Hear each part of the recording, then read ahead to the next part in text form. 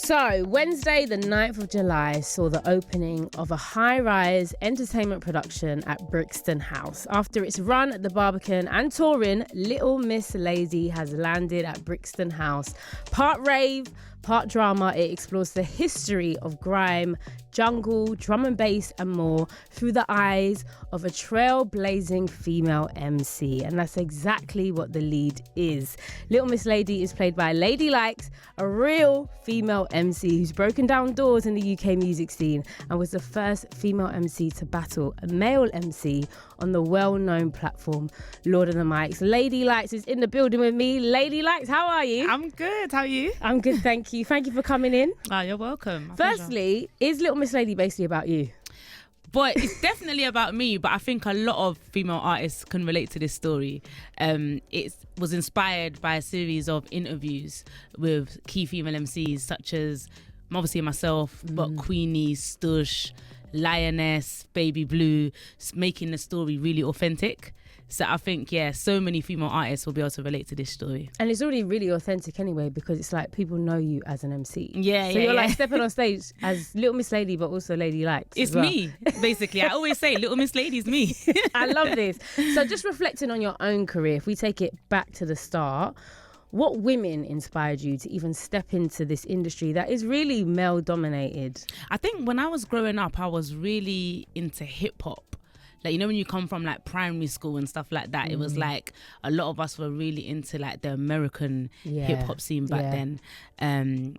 So it was a lot of like Eve, Missy Elliott, like those rappers were the ones that I really loved. And obviously the male MCs as well, Eminem and, you know, Busta Rhymes and that kind of stuff. So do you think the lack of women represented in the game kind of made you question whether this is something you wanted to do, or did it even like kind of oomph you more? No, I was always on it. Like I was battling in the playground. Like I was always on it. And I think what really inspired me was when Dizzy came out, because I realized, oh my God, I can rap like me. Because everyone remembers in primary school, it's like, even though you were from the UK, you still had like the American kind of twang. Yeah, because that's all we could listen to draw inspiration from. And then when Dizzy came out, I remember thinking, oh my God, and being so inspired and being like, I can actually rap how I talk. And after that, obviously it was Miss Dynamite that I was really inspired by. Definitely. So So also, what was it like for you as a woman stepping into a very male dominated space, a talented MC?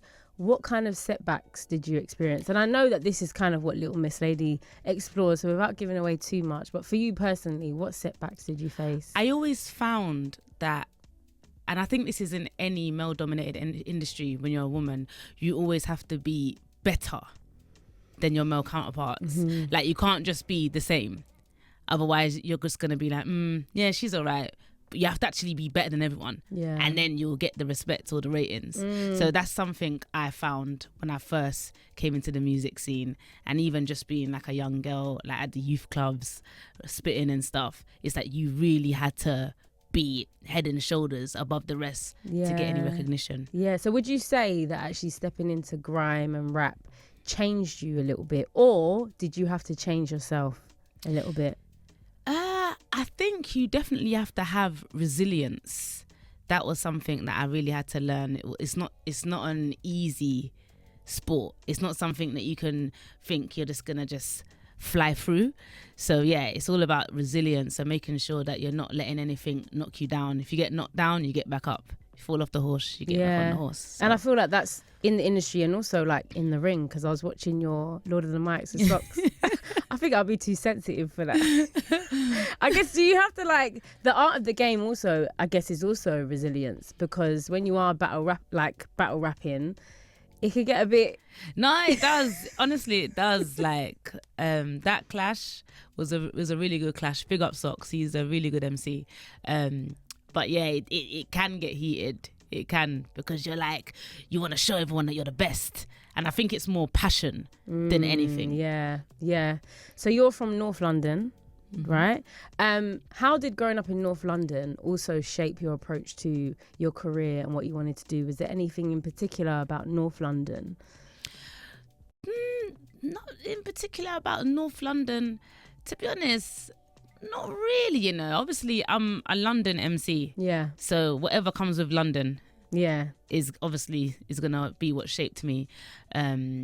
Obviously, growing up with Caribbean parents and stuff like that shaped me. So I was really into like dancehall. So I've got quite a lot of dancehall records out there as well. So I think, yeah, it's helped me to be really versatile. Yeah. As well. Were your parents always for what you were doing? Did they understand the career that you wanted to take? Yeah, definitely. I was actually lucky. Brilliant. in that way. My mum always pushed me into like performance spaces because she could see, oh my God, like this little girl she's really serious about this. So I played drums. Oh, wicked. And I used to play drums in church. She used to take me drumming lessons, piano lessons, and then I went stagecoach every Saturday. And then the school I went to was a performing arts school. I got a drama scholarship. So yeah, it's always been performance based. Brilliant. So what's been a highlight of your career as well? Because I was diving into everything that you've done. What would you say is like a real moment where you're like, you look back at it and you think, wow, I really done that? Ooh, highlight. I've got quite a few highlights. Okay, give us top 3. I think supporting Method Man and Redman and Eve Wicked. was good. I really enjoyed that. And was that here or abroad? It was here, and there was a show in Bristol as well. I supported Eve in Camden. Amazing. So those shows were really, really good. Also certain other big shows like Glastonbury and like Wireless, and just doing those type of big events always feels like a good look. And yeah, just basically releasing anything that has taken off or like done really well. Yeah. Do you know what I mean? Even like my Fire in the Booth, Charlie Sloth, like those things are things that I look back and I'm like, yeah, even though I got to do another one. So I got to hit up Charlie Sloth soon because I got to do another one. Press the little button now. We could just make it. Yeah, I got to do another one. But yeah, no, those things are definitely things that I'm proud of. Okay, wicked. Would you say that much has changed in the game for women now, looking at the climate now? Because we have got more women. Yeah, even though it's still not completely like 50-50. But what's your thoughts on looking at where we are now with the industry and women rappers? I think it's definitely got better in terms of there's definitely more of us, which is great. I think there's still room for it to be more about the music rather than just selling sex and stuff like that. And there's nothing wrong with, like, you know, but women, you know what I mean? There's nothing wrong with loving yourself and showcasing yourself. But I think sometimes the balance can be a bit off. And I feel like maybe would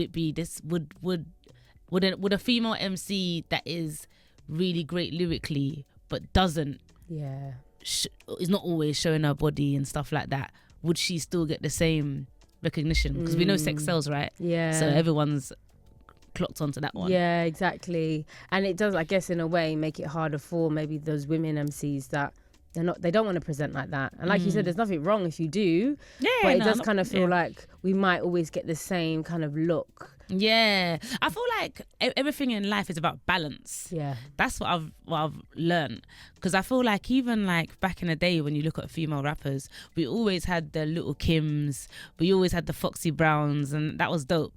But I feel like there was also the Lauryn Hills. Yeah. There was also the Missy Elliott's. Do you know what I mean? So it's a balance. 100, yeah. So and Missy Elliott really had fun with her music videos. Yeah, man. Missy was dope. She was so dope. So dope. Let's talk about Lil.Mis.Lady now. Yep. So it's at Brixton House, but obviously you've been doing this before. It started off at the Barbican. It's been going on for a while. How did you initially get involved with Lil.Mis.Lady?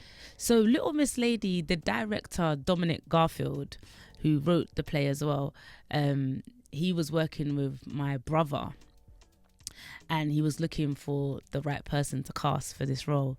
And obviously my brother said to him, yo, like my sister's Lady Likes, you know, kind of thing. So he's like, what? So then we kind of got connected off the back of that. And then, yeah, we just made it happen. I wrote a lot of the music for the show. Makes sense though. And so Yeah. So So did you not have to audition or anything? Nah. We love to see. That's when you know your name is carrying weight. Don't even need to audition. Step right in. Yeah, I think Dom really wanted it to be authentic. Yeah. As well, because you could obviously just audition loads of actresses or whatever, but you want someone that has actually been there in it, the real deal. Yeah. So you said Dominic wrote it, right? Yeah, he Did wrote you the come play. in and was there any bits of it that you changed from your own perspective that you came in and thought, actually? Yeah, Dominic is great because he's always been open to feedback and stuff like that. And like I said, it was inspired from a series of interviews from different MCs. So, like I said before, Lioness, Baby Blue Queenie, Stush, and obviously myself. So there's a lot of my story in it as well, which it makes it actually easier to play. Yeah. As well. Yeah. And it's part rave, part drama. Yes. What do we mean by this? Yo. What are we walking into when we go into it? You are walking into a rave. Like, it's an immersive show, and it's not like your regular theatre show where everyone's seated. It's just a dance floor. There's no sitting down. There's a dance floor and there's a bar. Yeah, you can buy drinks, rave, party all night. Like, that's literally the vibe. Okay. So you're in a rave, basically. So you know in the play Inside Out now, why is it important for it to be set up like that for the story? I think we're really setting the scene of the vibe back then. You know what I mean? In like an old school garage rave or grime rave or Sidewinder or Eskimo dance, if you're thinking grime originals now. So that's the vibe. That's what we're trying to create. So, yeah. So the audience is very much a part of the production. Yeah, so the audience is part of the script. Okay. Basically. Ooh, do we have to I hope there's no mics coming in front of us. No, there's no mics coming. Let's leave it to the professionals. So what do you really want the audience to take away from seeing Lil.Mis.Lady? Well, Lil.Mis.Lady is an interesting one because as much as there's ups and downs, it's a really feel-good show. Like, it honestly, I feel like people leave there feeling really uplifted because, you know, I don't want to give too much away of the story. I'm trying to let me not give too much away. But yeah, you really do leave there feeling uplifted and feeling like, do you know what? Female MCs are fire, yo. Yeah. Do you know what I mean? Yeah. We're not just a feature. We're here. That part, exactly, yeah. So, because you also, it's not just about grime, it's jungle, it's drum and bass, it's garage, it's all of that. Is there anything through this that you feel like is going to correct some people's misconceptions of the UK music scene? I think, to be honest with you, I feel like people have known for a while that these industries, like the entertainment industry, it is very male dominated. But I think maybe people haven't really lifted the lid off what a female MC would go through. Do you know what I mean? And especially in the early 2000s where this play is set. So I think it really, I don't know, gives a deeper look into what a female MC would go through. Yeah. Well, it sounds brilliant. I feel like, are there any tickets left for people? Yes, there's tickets. Good. So we've got 4 more remaining shows at Brixton House from the 16th to the 19th of July. You can get your tickets on brixtonhouse.co.uk. So make sure you go and get those tickets for the finale of the UK tour. Yeah, because you know we've been touring. Yeah. How has it been in other places? It's been sick. We had 2 massive shows at the Lowry Salford in Manchester, which we sold out. We also had a big show at Gloucester Guildhall as well.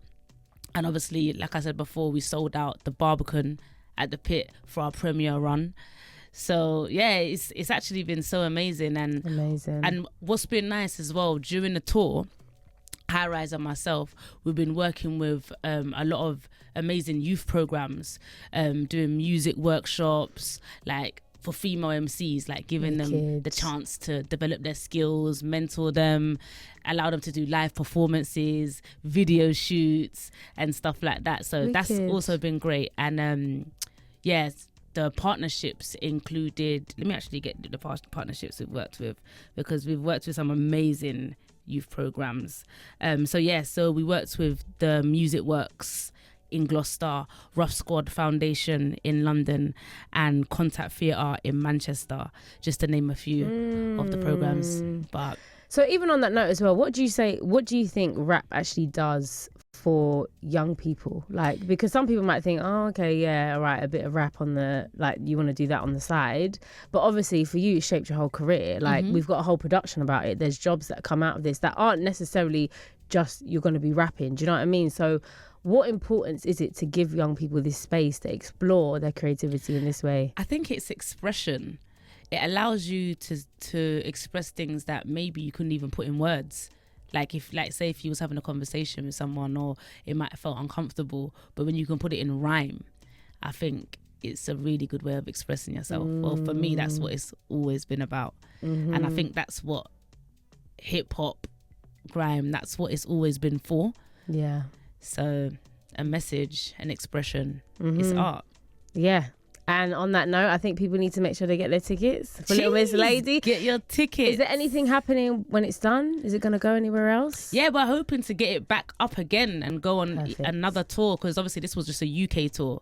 So I would love to take it further. Yes. But obviously we'll see. Yes. We'll see what happens. I have high hopes, especially now there's a lot of eyes on the UK and the UK music scene. As well as you being in Lil.Mis.Lady, obviously you're an artist first and foremost, and you got a new track out. Yes. IRONHEART out now. Yeah. Okay, tell us about IRONHEART. IRONHEART. So basically, one of my records is featured in the new IRONHEART series, episode 3. Yeah, check it out. Lady Likes Wicked Girl with Bambi.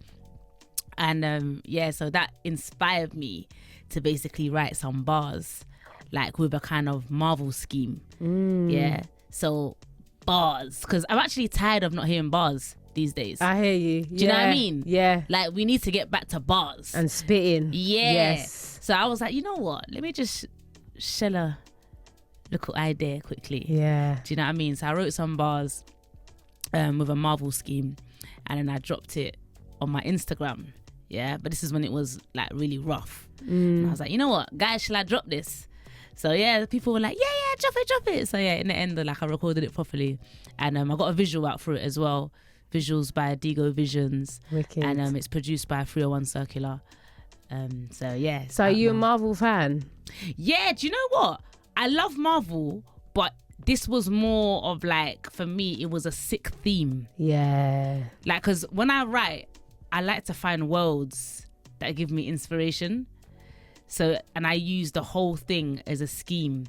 So there's so many punchlines, so many metaphors and triple entendres and all of that for people to listen to. So, and I wanted people to say, like, how many superheroes have I mentioned in this thing? I was going to be like, that's what we should have done. Like, actually, we're going to throw this out to the audience members. Yeah. How many Marvel characters did Lady Likes mention in this freestyle? Yeah. Wicked. So, yeah, and even just to also have your music featured in IRONHEART as well. How did that come about? Because that's huge too. And especially it's an American production. And we're going to be hearing your voice, British voice. How did that come about? So I did a track with a producer called Bambi. She's Canadian, and so yeah, we collaborated on that track, and that track went out on her EP Infinity Club. So yeah, off the back of that, it got picked up by Marvel. Amazing. So yeah, we love this. I mean, dare I ask, like, what's next? I'm working on my project at the moment. Sick. So I'm not gonna say too much, but Lady Likes is coming. Do we know what style you're going with? Because you're giving us many different styles, you know? The thing is with me, guys, you can't put me in a box. I've always said this. They always try to do that. Yeah. And it's like, guys, just let it go. Like, I'm an artist. You're going to get everything. You're going to get rap. You're going to get grime. You're going to get dancehall. Like, you're going to get everything. Yeah. Perfect. So, yeah, man. Well, I think we need to hear IRONHEART. Need to play that out. And how many superheroes does Lady Likes say? But actually, I'll hand it over to you and you do the honours of introducing it. Guys, it's your girl Lady Likes, and this is my brand new track, IRONHEART. Check it out. Cheese!